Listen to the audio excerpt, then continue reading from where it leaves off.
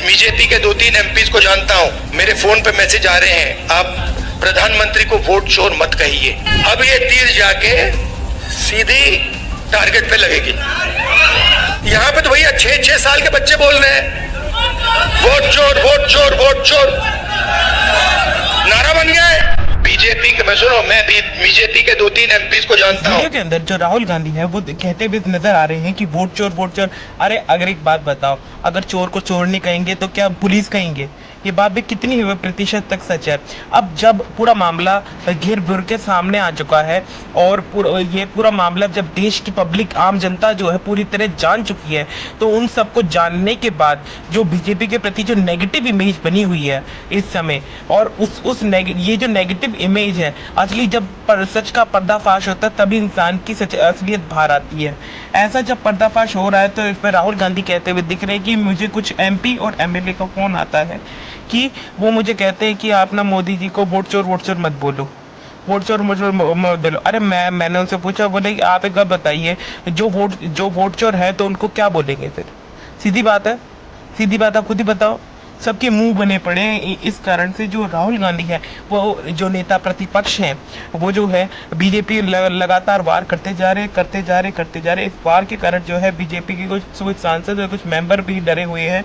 वो कह रहे हैं कि ये काफ़ी हद तक एक गलत स्थिति जो है पैदा हो रही है और हम पे जो इल्ज़ाम लगाए जा रहे हैं गलत है। लेकिन एक बात देखिए, जो रिटर्न में जो भी चीज़ें सामने आई, जो भी सच सामने आया है, ये इलेक्शन कमीशन ऑफ इंडिया के द्वारा जो भी फ्रॉड किया गया है, वो जब सामने आया तो उसके बारे में जो सच बाहर निकल के आया है, उसके बारे में तो कोई बोल ही नहीं रहा। अब राहुल गांधी का एक बार ये थोड़ी सी छोटी सी क्लिप देखिए। अगर कोई गरीब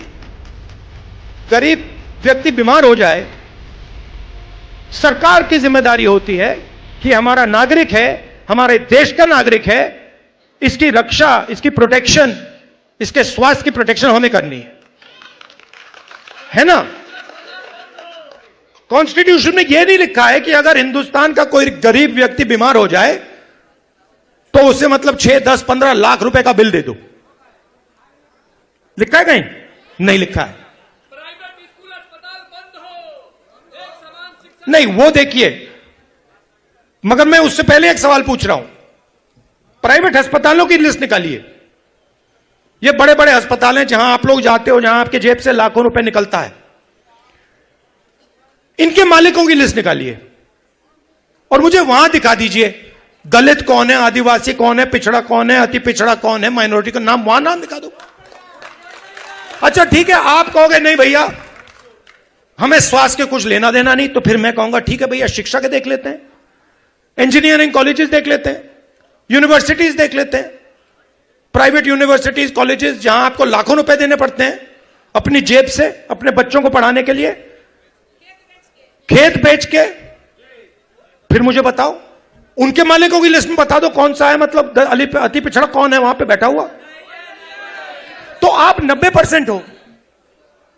अब ठीक है, अगर आप सब मिलाकर 2% होते तो मैं कहता ठीक है भैया आप 2% हो,